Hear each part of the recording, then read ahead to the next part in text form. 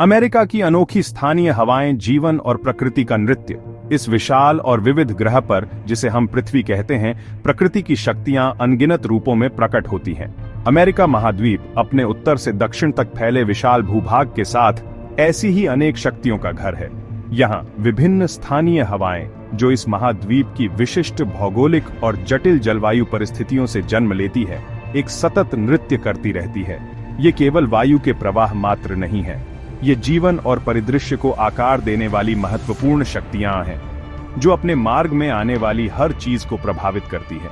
ये हवाएं, जिनकी अपनी अपनी अनूठी पहचान और चरित्र हैं, अमेरिका के विभिन्न क्षेत्रों की मौसम प्रणालियों की जटिल टेपेस्ट्री में गहराई से बुनी हुई है। कुछ गर्मजोशी और राहत लाती हैं, तो कुछ ठंडक और चुनौती। कुछ शुष्क होती हैं, परिदृश्य को झुलसाती हुई, तो कुछ नमी और जीवनदायिनी वर्षा लेकर आती हैं। इनका उद्गम पर्वतों की ऊंचाइयों से, विशाल रेगिस्तानों की तपती रेत से, या फिर अथाह महासागरों की सतह से हो सकता है, और प्रत्येक अपने साथ उस स्थान की विशिष्ट ऊर्जा और गुणों को लेकर चलती है जहां से वे उत्पन्न होती हैं। इन स्थानीय हवाओं का प्रभाव केवल मौसम के मिजाज तक ही सीमित नहीं रहता।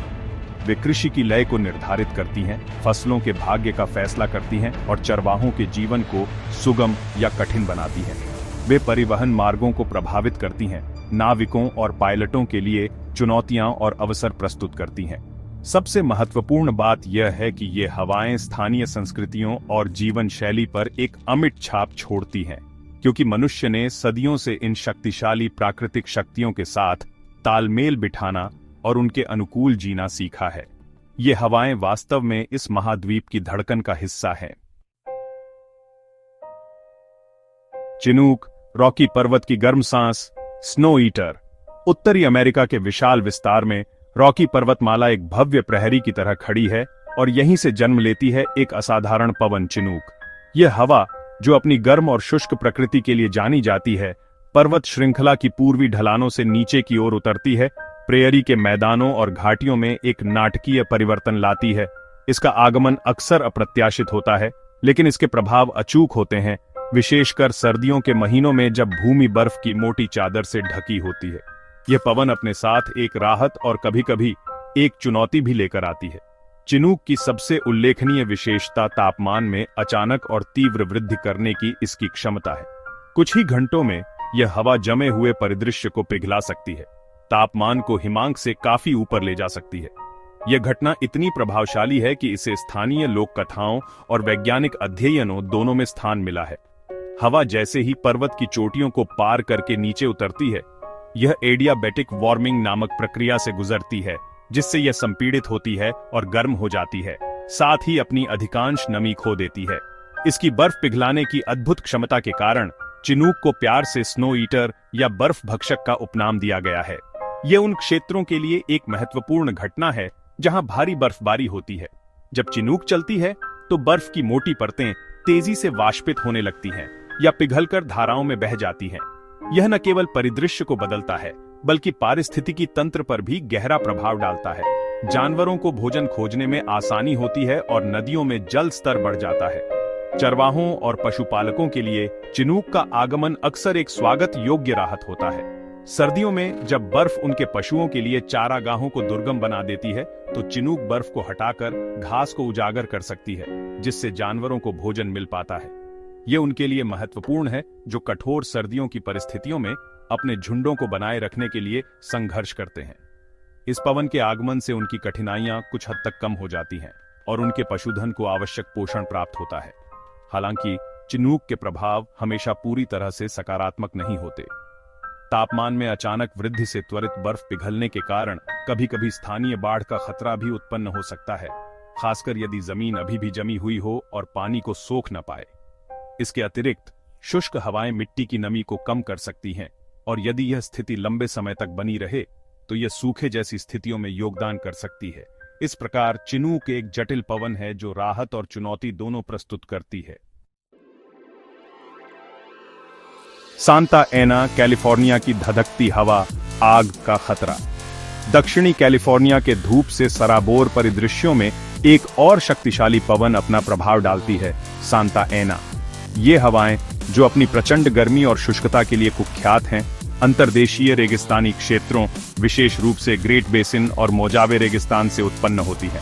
वहां से ये ऊंचे पठारों से नीचे की ओर संकरे पहाड़ी दर्रों से गुजरती हुई प्रशांत महासागर की ओर बहती है, अपने साथ एक असहज गर्मी और एक आसन्न खतरे की भावना लेकर आती है। सांता एना हवाओं की विशेषता उनकी अत्यंत कम आर्द्रता और उच्च तापमान है। जैसे ही ये हवाएं ऊंचाई से नीचे उतरती हैं, ये एडियाबेटिक रूप से गर्म और शुष्क हो जाती हैं, ठीक चिनूक हवाओं की तरह। लेकिन इनका प्रभाव क्षेत्र और परिणाम अक्सर अधिक खतरनाक होते हैं। ये हवाएं अक्सर पतझड़ और सर्दियों के महीनों में सबसे अधिक सक्रिय होती हैं, जब क्षेत्र में पहले से ही शुष्क परिस्थितियां मौजूद हो सकती हैं, जिससे स्थिति और भी गंभीर हो जाती है। इनका आगमन अक्सर आकाश में एक अजीब पीली या नारंगी चमक के साथ होता है। इन हवाओं का सबसे विनाशकारी प्रभाव जंगलों में आग लगने की घटनाओं को बढ़ावा देना है। सांता एना की शुष्क प्रकृति वनस्पतियों से नमी को सोख लेती है, जिससे वे अत्यंत ज्वलनशील हो जाती हैं। एक छोटी सी चिंगारी भी इन परिस्थितियों में तेजी से फैलकर एक विकराल दावानल का रूप ले सकती है। तेज हवाएं आग की लपटों को और भी तेजी से फैलाती है, जिससे अग्निशामकों के लिए उन्हें नियंत्रित करना लगभग असंभव हो जाता है। यह कैलिफोर्निया के इतिहास में कई विनाशकारी आग की घटनाओं का एक प्रमुख कारण रही है। सांता एना हवाएं न केवल आग के खतरे को बढ़ाती हैं, बल्कि मानव स्वास्थ्य और आराम पर भी नकारात्मक प्रभाव डालती है। शुष्क हवा त्वचा और श्वसन तंत्र में जलन पैदा कर सकती है, और तेज हवाएं धूल और परागकणों को उड़ाकर वायु गुणवत्ता को खराब कर सकती है। कई लोग इन हवाओं के दौरान सिरदर्द, बेचैनी और चिड़चिड़ापन महसूस करते हैं। स्थानीय किंवदंतियों और साहित्य में भी इन हवाओं को अक्सर एक बेचैन करने वाली या अशुभ शक्ति के रूप में चित्रित किया गया है। इन हवाओं के बार बार आने और उनके विनाशकारी परिणामों के कारण दक्षिणी कैलिफोर्निया के निवासियों और अधिकारियों को हमेशा सतर्क रहना पड़ता है। मौसम विभाग सांता एना की स्थिति की बारीकी से निगरानी करते हैं और रेड फ्लैग चेतावनियां जारी करते हैं जब आग का खतरा विशेष रूप से अधिक होता है। इन अवधियों के दौरान बाहरी गतिविधियों पर प्रतिबंध लगाया जा सकता है और लोगों को अतिरिक्त सावधानी बरतने की सलाह दी जाती है। सांता एना इस क्षेत्र की जीवन शैली का एक अभिन्न अंग बन गई है, जो प्रकृति की अप्रत्याशित और शक्तिशाली शक्ति का निरंतर स्मरण कराती है। तेहुआंटेपेकर, मेक्सिको की शक्तिशाली समुद्री पवन। मेक्सिको के दक्षिणी भाग में, जहां उत्तरी अमेरिका महाद्वीप संकरा होकर मध्य अमेरिका की ओर बढ़ता है, तेहुआंटेपेक का स्थमस स्थित है। यह भौगोलिक रूप से महत्वपूर्ण क्षेत्र एक और विशिष्ट स्थानीय पवन का घर है, जिसे तेहुआंटेपेकर के नाम से जाना जाता है।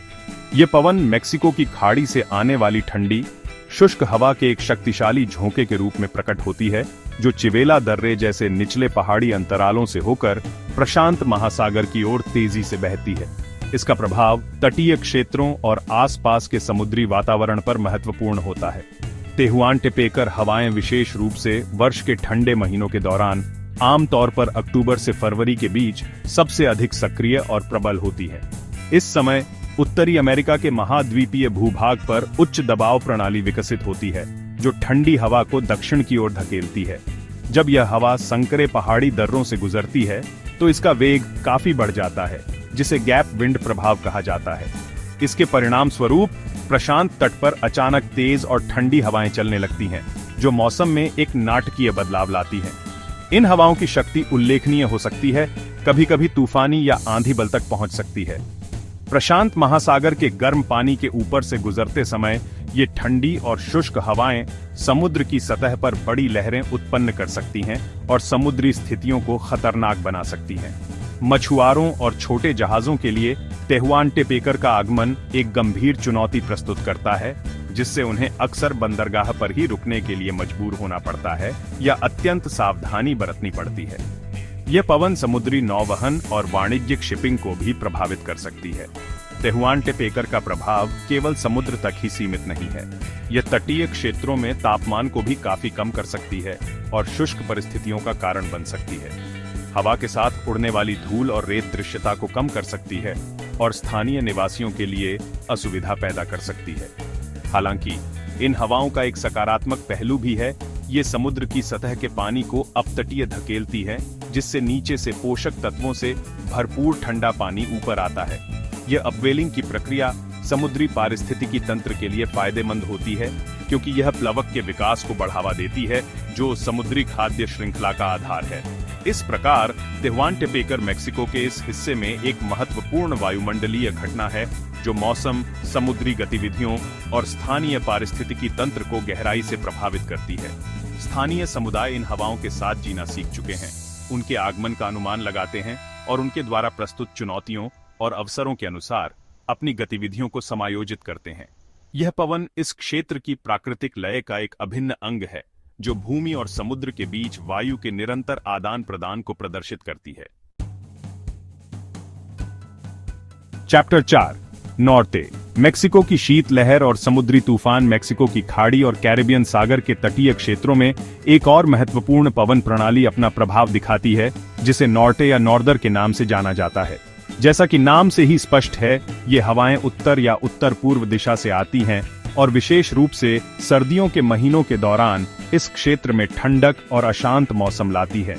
नॉर्ते का आगमन अक्सर अचानक होता है और यह तापमान में तेजी से गिरावट, तेज हवाओं और कभी-कभी भारी वर्षा या समुद्री तूफानों का कारण बन सकता है। यह मेक्सिको के पूर्वी तट पर एक जानी मानी मौसमी घटना है। नॉर्ते की उत्पत्ति उत्तरी अमेरिका के मध्य भागों में बनने वाली ठंडी ध्रुवीय वायु राशियों से होती है। जब ये वायु राशियां दक्षिण की ओर बढ़ती हैं और गर्म आर्द्र मेक्सिको की खाड़ी के पानी के संपर्क में आती है, तो एक मजबूत मौसम प्रणाली विकसित हो सकती है। ये प्रणाली फिर मेक्सिको के तटीय क्षेत्रों की ओर बढ़ती है, जिससे मौसम में अचानक और कभी-कभी गंभीर बदलाव आते हैं। नॉर्ते की तीव्रता अलग अलग हो सकती है, हल्के ठंडे झोंकों से लेकर शक्तिशाली तूफानों तक, जो महत्वपूर्ण व्यवधान पैदा कर सकते हैं। नॉर्ते का सबसे तात्कालिक प्रभाव तापमान में उल्लेखनीय गिरावट है। गर्म और आर्द्र मौसम के बाद नॉर्ते का आगमन अचानक ठंडक लाता है, जिससे स्थानीय निवासियों को गर्म कपड़े निकालने पड़ते हैं। तेज हवाएं ठंड की अनुभूति को और बढ़ा देती है, जिसे विंड चिल प्रभाव कहा जाता है। ये हवाएं अक्सर अपने साथ घने बादल और वर्षा भी लाती हैं, जो कई दिनों तक जारी रह सकती है। कुछ मामलों में, विशेष रूप से जब नॉर्ते बहुत मजबूत होती है, तो ये तटीय क्षेत्रों में बाढ़ और कटाव का कारण भी बन सकती है। समुद्री गतिविधियों पर नॉर्ते का गहरा प्रभाव पड़ता है। तेज हवाएं और बड़ी लहरें शिपिंग, मछली पकड़ने और अन्य अपतटीय कार्यों के लिए खतरनाक स्थितियां पैदा करती हैं। बंदरगाहों को अक्सर बंद करना पड़ता है और जहाजों को सुरक्षित आश्रय लेने की सलाह दी जाती है। तेल और गैस प्लेटफार्मों पर काम करने वाले लोगों के लिए भी ये एक चुनौतीपूर्ण समय होता है। नॉर्टे के दौरान समुद्र तटों पर तैराकी और अन्य जल क्रीड़ाएं भी असुरक्षित हो जाती हैं। यह पवन समुद्री जीवन को भी प्रभावित कर सकती है, जिससे कुछ प्रजातियां गहरे या शांत पानी की ओर पलायन कर जाती हैं। मेक्सिको के तटीय समुदायों ने नॉर्ते के साथ सहअस्तित्व बनाना सीख लिया है। वे इसके आगमन के संकेतों को पहचानते हैं और इसके संभावित प्रभावों के लिए तैयारी करते हैं। मौसम पूर्वानुमान और चेतावनियां महत्वपूर्ण भूमिका निभाती हैं, जिससे लोगों को समय पर सूचित किया जा सके। कृषि पर भी नॉर्ते का प्रभाव पड़ सकता है, विशेष रूप से उन फसलों पर जो ठंडे तापमान के प्रति संवेदनशील होती हैं। कुल मिलाकर नॉर्टे मेक्सिको की खाड़ी क्षेत्र की जलवायु और जीवन शैली का एक महत्वपूर्ण पहलू है, जो प्रकृति की परिवर्तनशील शक्ति का एक और उदाहरण प्रस्तुत करता है। चैप्टर 5 चुभास्को वर्षा ऋतु का तूफानी झोंका मेक्सिको और मध्य अमेरिका के प्रशांत तट के साथ, विशेष रूप से वर्षा ऋतु के दौरान एक तीव्र और स्थानीयकृत मौसम की घटना घटित होती है, जिसे चुभास्को के नाम से जाना जाता है। यह शब्द स्पेनिश भाषा से आया है और इसका अर्थ है झंझावात या तेज बौछार। चुभास्को अचानक आने वाले तूफानों की विशेषता है, जो तेज हवाओं, गरज के साथ बौछार, बिजली और भारी वर्षा के साथ आते हैं। ये आमतौर पर अल्पकालिक होते हैं, लेकिन अपनी तीव्रता के कारण महत्वपूर्ण प्रभाव डाल सकते हैं। चुभास्को का निर्माण अक्सर तब होता है जब गर्म आर्द्र समुद्री हवा अस्थिर वायुमंडलीय परिस्थितियों से मिलती है, जिससे शक्तिशाली संवहनी बादल, जिन्हें क्यूमुलोनिम्बस बादल कहा जाता है, तेजी से विकसित होते हैं। ये तूफान विशेष रूप से मई से अक्टूबर के बीच, यानी इस क्षेत्र की वर्षा ऋतु के दौरान अधिक आम होते हैं। दोपहर या शाम के समय इनकी संभावना अधिक होती है, जब दिन की गर्मी ने हवा को पर्याप्त रूप से अस्थिर कर दिया होता है। इनका आगमन अक्सर आकाश में काले मेनेसिंग बादलों के तेजी से जमा होने के साथ होता है। चुभास्को की हवाएं अचानक बहुत तेज हो सकती हैं, जो नाविकों और छोटे जहाजों के लिए खतरनाक स्थितियां पैदा कर सकती हैं। जो लोग समुद्र तट पर या पानी में होते हैं, उन्हें इन तूफानों के आने पर तुरंत सुरक्षित स्थान पर चले जाना चाहिए। भारी वर्षा के कारण अचानक बाढ़ भी आ सकती है, खासकर पहाड़ी या निचले इलाकों में। बिजली गिरना भी एक महत्वपूर्ण खतरा है और लोगों को तूफानों के दौरान ऊंची जगहों और पेड़ों से दूर रहने की सलाह दी जाती है। हालांकि चुभास्को अपने साथ कुछ खतरे लेकर आते हैं, वे इस क्षेत्र के पारिस्थितिकी तंत्र के लिए महत्वपूर्ण भी हैं। उनके द्वारा लाई गई वर्षा शुष्क मौसम के बाद भूमि को राहत प्रदान करती है और वनस्पतियों के विकास के लिए आवश्यक पानी प्रदान करती है। ये वर्षा भूजल भंडारों को भी फिर से भरने में मदद करती है। इस प्रकार चुभास्को जीवन और विनाश दोनों का एक द्वंद्व प्रस्तुत करते हैं, जो उष्णकटिबंधीय मौसम प्रणालियों की एक आम विशेषता है। स्थानीय समुदायों और विशेष रूप से मछुआरों को चुभास्को के संकेतों से अच्छी तरह वाकिफ होना चाहिए। मौसम के पूर्वानुमान और स्थानीय ज्ञान उन्हें इन अचानक आने वाले तूफानों से बचने में मदद कर सकते हैं। आधुनिक मौसम विज्ञान रडार और उपग्रह इमेजरी का उपयोग करके चुभास्को के विकास और गति को ट्रैक करने में मदद कर सकता है, जिससे समय पर चेतावनी जारी की जा सके। ये तूफानी झोंके इस क्षेत्र की गतिशील और कभी-कभी अप्रत्याशित जलवायु का एक अभिन्न अंग है, जो प्रकृति की कच्ची शक्ति का प्रदर्शन करते हैं। चैप्टर 6 पाम्पेरो दक्षिण अमेरिका का ठंडा और शुष्क झोंका। अब हम दक्षिण अमेरिका की ओर बढ़ते हैं, जहां पंपास के विशाल घास के मैदानों और आसपास के क्षेत्रों में एक और विशिष्ट पवन अपना प्रभाव डालती है, पाम्पेरो। यह एक शक्तिशाली ठंडा और आमतौर पर शुष्क हवा का झोंका है, जो दक्षिण पश्चिम या पश्चिम दिशा से आता है। पाम्पेरो का आगमन अक्सर गर्म और आर्द्र मौसम की अवधि के बाद होता है, और यह मौसम में एक तेज और नाटकीय बदलाव लाता है, जिसमें तापमान में अचानक गिरावट और कभी-कभी तूफानी स्थितियां शामिल होती हैं। पाम्पेरो की उत्पत्ति अंटार्कटिका और दक्षिणी प्रशांत महासागर के ठंडे क्षेत्रों से होती है। जब ध्रुवीय वायुराशियां उत्तर की ओर बढ़ती हैं और एंडीज पर्वत श्रृंखला को पार करती हैं या उसके दक्षिणी सिरे से घूमती हैं, तो वे पंपास क्षेत्र में पहुंचती हैं। इन ठंडी हवाओं का गर्म नम हवा से सामना होने पर एक सक्रिय कोल्ड फ्रंट बनता है, जो पाम्पेरो के रूप में प्रकट होता है। इसका नाम पंपा शब्द से आया है, जो इस क्षेत्र के विशाल मैदानों को संदर्भित करता है। पाम्पेरो का आगमन अक्सर धूल भरी आंधियों के साथ होता है, जिन्हें पाम्पेरो सुसियो गंदा पाम्पेरो कहा जाता है, क्योंकि तेज हवाएं शुष्क मिट्टी और धूल को हवा में उड़ा देती हैं। इसके बाद आमतौर पर पाम्पेरो लिम्पियो साफ पाम्पेरो आता है, जिसमें वर्षा के बाद हवा साफ और ताजा हो जाती है और आकाश नीला हो जाता है। तापमान में गिरावट बहुत तेजी से हो सकती है, कभी-कभी कुछ ही घंटों में 10 से 15 डिग्री सेल्सियस तक। यह उन लोगों के लिए एक महत्वपूर्ण बदलाव होता है जो पहले गर्म मौसम का आनंद ले रहे थे। पाम्पेरो अपने साथ तेज हवाएं, गरज के साथ बौछारें और कभी-कभी ओलावृष्टि भी ला सकता है। ये स्थितियां कृषि, परिवहन और बाहरी गतिविधियों के लिए खतरनाक हो सकती हैं। किसानों को अपनी फसलों और पशुधन की सुरक्षा के लिए उपाय करने पड़ सकते हैं। नाविकों और पायलटों को भी पाम्पेरो के दौरान अतिरिक्त सावधानी बरतनी पड़ती है। हालांकि पाम्पेरो के कुछ सकारात्मक प्रभाव भी हैं। यह उमस भरी गर्मी से राहत दिलाता है और वायु प्रदूषण को साफ करने में मदद करता है। पाम्पेरो अर्जेंटीना, उरुग्वे और दक्षिणी ब्राजील की जलवायु का एक महत्वपूर्ण हिस्सा है। स्थानीय लोग इसके आगमन के संकेतों को पहचानते हैं, जैसे कि आकाश में विशिष्ट बादल संरचनाएं और हवा की दिशा में बदलाव।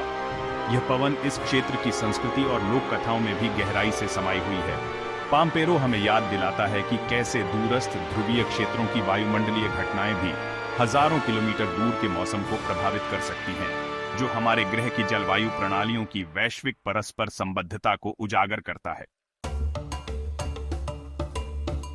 दक्षिण अमेरिका की एंडीज पर्वत श्रृंखला, जो दुनिया की सबसे लंबी महाद्वीपीय पर्वत श्रृंखला है, कई अनूठी स्थानीय हवाओं को जन्म देती है। इन्हीं में से एक है झोंडा, एक गर्म और शुष्क फोहेन प्रकार की हवा, जो एंडीज की पूर्वी ढलानों से नीचे अर्जेंटीना के कुयो क्षेत्र जैसे तलहटी और मैदानों की ओर बहती है। यह हवा विशेष रूप से मई से नवंबर के बीच, यानी दक्षिणी गोलार्ध के शरद ऋतु, सर्दियों और वसंत के महीनों के दौरान सक्रिय होती है और इसका प्रभाव काफी नाटकीय हो सकता है। झोंडा की उत्पत्ति तब होती है जब प्रशांत महासागर से नम हवा एंडीज के पश्चिमी ढलानों पर चढ़ती है। जैसे ही यह हवा ऊपर उठती है, यह ठंडी होती है और अपनी नमी वर्षा या बर्फ के रूप में छोड़ देती है। जब यह शुष्क हवा पर्वत श्रृंखला के शिखर को पार करके पूर्वी ढलानों से नीचे उतरती है, तो यह एडियाबैटिक प्रक्रिया के माध्यम से संपीड़ित और गर्म हो जाती है। इसके परिणाम स्वरूप तलहटी में पहुंचने पर यह हवा अत्यंत गर्म, शुष्क और अक्सर धूल भरी हो जाती है। यह प्रक्रिया उत्तरी अमेरिका की चिनूक हवा के समान है। झोंडा हवा का आगमन तापमान में अचानक और तीव्र वृद्धि ला सकता है। कभी कभी कुछ ही घंटों में तापमान 40 डिग्री सेल्सियस तक पहुंच जाता है। ये विशेष रूप से सर्दियों के महीनों में बहुत महत्वपूर्ण हो सकता है, जब सामान्य तापमान काफी कम होता है। झोंडा अपने साथ बहुत कम सापेक्ष आर्द्रता लाती है, जिससे हवा बहुत शुष्क महसूस होती है। यह हवा अक्सर बहुत तेज और झोंकेदार भी होती है, जो अपने साथ बड़ी मात्रा में धूल और रेत उड़ा सकती है, जिससे दृश्यता कम हो जाती है और वायु गुणवत्ता खराब हो जाती है। चिनूक की तरह झोंडा भी बर्फ पिघलाने की अपनी क्षमता के लिए जानी जाती है। यदि एंडीज की ऊंचाइयों पर हाल ही में बर्फबारी हुई हो, तो झोंडा के गर्म झोंके बर्फ को तेजी से पिघला सकते हैं। ये नदियों में जल स्तर को बढ़ा सकता है और कभी कभी स्थानीय बाढ़ का कारण बन सकता है। हालांकि यह पर्वतीय क्षेत्रों में जल संसाधनों के पुनर्भरण में भी योगदान देता है। कृषि के लिए झोंडा के मिश्रित प्रभाव हो सकते हैं। यह फसलों को पाले से बचा सकता है, लेकिन इसकी शुष्कता और गर्मी पौधों के लिए तनावपूर्ण भी हो सकती है। झोंडा हवा का मानव स्वास्थ्य और आराम पर भी नकारात्मक प्रभाव पड़ सकता है। शुष्क, धूल भरी हवा श्वसन संबंधी समस्याओं, सिर दर्द, चिड़चिड़ापन और सामान्य बेचैनी का कारण बन सकती है। स्कूलों को कभी कभी झोंडा के दिनों में बंद करना पड़ता है और लोगों को घर के अंदर रहने की सलाह दी जाती है। इसके बावजूद झोंडा इस क्षेत्र की जलवायु का एक अभिन्न अंग है और स्थानीय लोग इसके साथ जीना सीख चुके हैं। इसके आगमन का अनुमान लगाते हैं और इसके प्रभावों को कम करने के लिए उपाय करते हैं। यह एंडीज पर्वत की मौसम प्रणालियों पर शक्तिशाली प्रभाव का एक और उदाहरण है।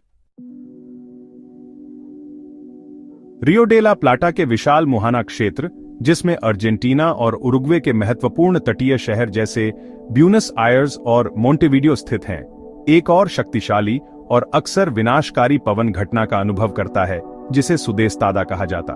जैसा कि नाम से पता चलता है, यह एक दक्षिण पूर्वी हवा है जो अटलांटिक महासागर से ठंडी, नम हवा लाती है।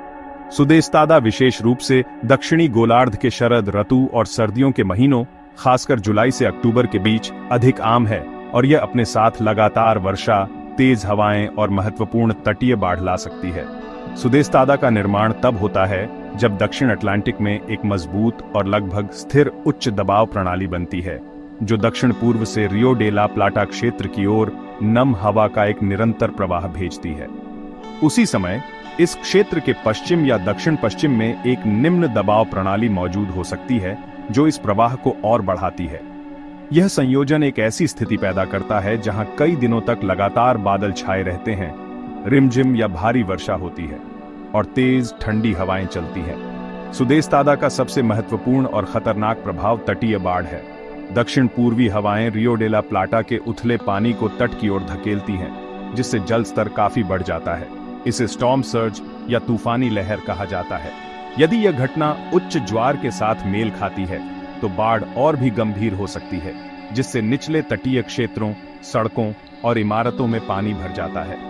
ब्यूनस आयर्स जैसे शहरों के कुछ हिस्से विशेष रूप से सुदेस्तादा के कारण होने वाली बाढ़ के प्रति संवेदनशील हैं। तेज हवाएं और लगातार वर्षा भी कई समस्याएं पैदा करती हैं। हवाएं पेड़ों को गिरा सकती हैं, बिजली लाइनों को तोड़ सकती हैं और इमारतों को नुकसान पहुंचा सकती हैं। लगातार वर्षा से जल भराव और भूस्खलन का खतरा बढ़ जाता है। समुद्री और हवाई यातायात अक्सर बाधित होता है और बाहरी गतिविधियां लगभग असंभव हो जाती हैं। सुदेस्तादा के दौरान तापमान भी काफी गिर जाता है, जिससे ठंड और असुविधाजनक स्थितियां पैदा होती हैं। यह घटना कई दिनों तक बनी रह सकती है, जिससे सामान्य जीवन अस्त व्यस्त हो जाता है। स्थानीय सरकारें और निवासी सुदेस्तादा के खतरों से अच्छी तरह वाकिफ हैं और इसके प्रभावों को कम करने के लिए विभिन्न उपाय करते हैं। इनमें बेहतर जल निकासी प्रणाली, समुद्री दीवारें और बाढ़ अवरोधक शामिल हैं।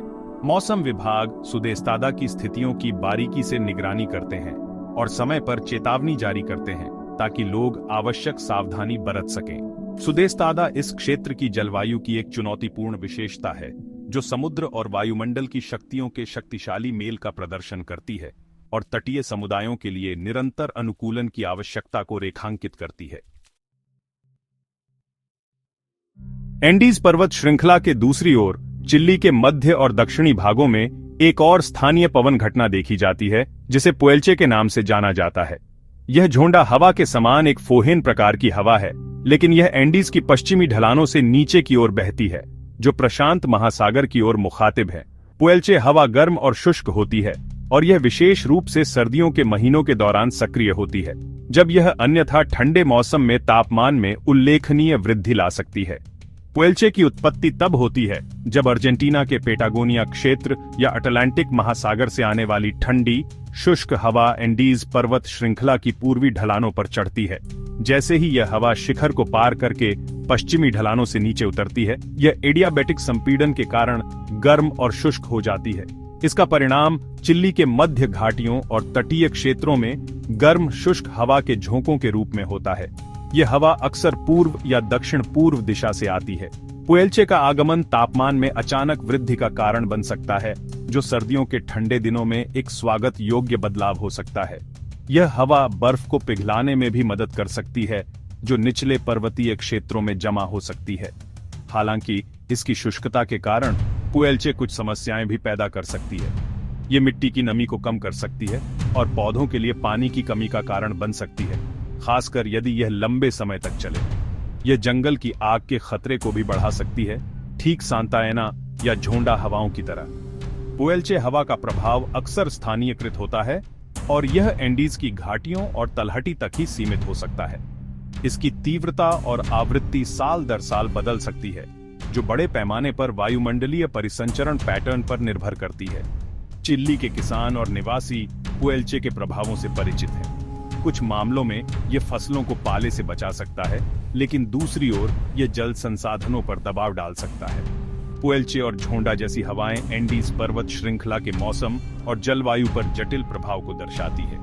यह विशाल पर्वत श्रृंखला न केवल एक भौतिक बाधा के रूप में कार्य करती है, बल्कि यह विभिन्न प्रकार की स्थानीयकृत पवन प्रणालियों को भी जन्म देती है, जो इसके दोनों ओर के क्षेत्रों के पर्यावरण और जीवन शैली को महत्वपूर्ण रूप से प्रभावित करती है। पुएल्चे चिली के कुछ हिस्सों में सर्दियों के मौसम की एक विशिष्ट विशेषता है, जो ठंडे परिदृश्य में कभी-कभी गर्मजोशी का एक अप्रत्याशित स्पर्श लाती है।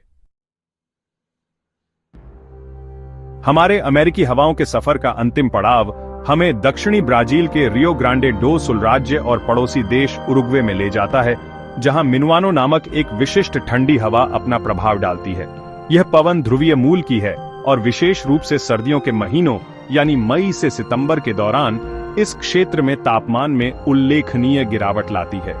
मिनुआनो अपनी ठंडक और कभी-कभी तेज गति के लिए जानी जाती है, और यह इस क्षेत्र की जलवायु और संस्कृति का एक महत्वपूर्ण हिस्सा है। मिनुआनो की उत्पत्ति दक्षिण पश्चिम से होती है, जो अंटार्कटिक क्षेत्र से आने वाली ठंडी वायु राशियों से जुड़ी होती है। जब ये वायु राशियां महाद्वीप के दक्षिणी सिरे को पार करके उत्तर की ओर बढ़ती हैं, तो वे दक्षिणी ब्राजील और उरुग्वे के अपेक्षाकृत समतल भूभाग पर फैल जाती है। मिनुआनो का आगमन अक्सर आकाश के साफ होने और वायुमंडलीय दबाव में वृद्धि के साथ होता है। यह हवा आमतौर पर शुष्क होती है, लेकिन कभी-कभी यह हल्की वर्षा या बूंदाबांदी भी ला सकती है, खासकर इसके प्रारंभिक चरणों में। मिनुआनो का सबसे प्रमुख प्रभाव तापमान में अचानक और महत्वपूर्ण गिरावट है।